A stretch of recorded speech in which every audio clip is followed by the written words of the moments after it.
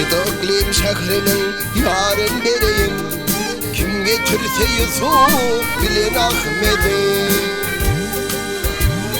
11 hadi namını barın bereyim, kim getirse Yusuf bilin Ahmet'i. 11 hadi namını barın bereyim, kim getirse Yusuf bilin Ahmet'i.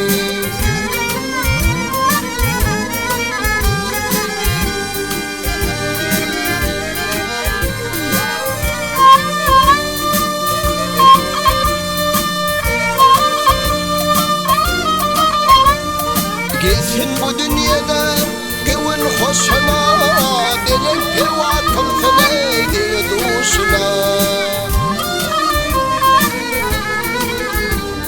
Altıncı kece deyin başına, kim getirse Yusuf bilin Ahmet'i.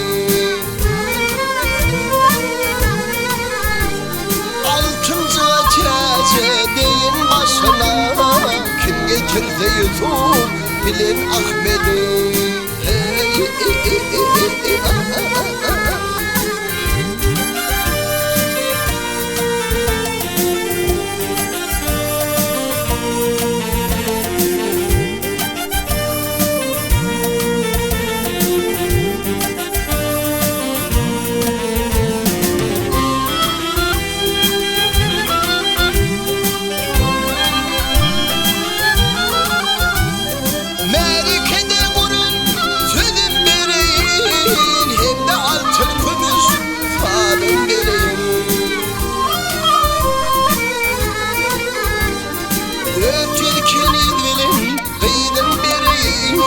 Kim getirse Yusuf bilin Ahmet'i.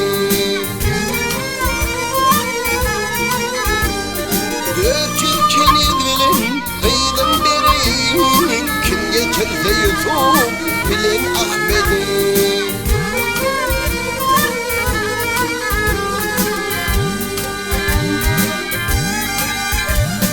Bugün şadir salayı ispat vereyim, murat bilin maksadıma yeteyim. Teğrinçem ölüme mehrem edeyim, kim getirse Yusuf bilin Ahmet'i. Teğrinçem ölüme mehrem edeyim, kim getirse Yusuf bilin Ahmet'i. Kim getirse Yusuf çağır bilin Ahmet'i.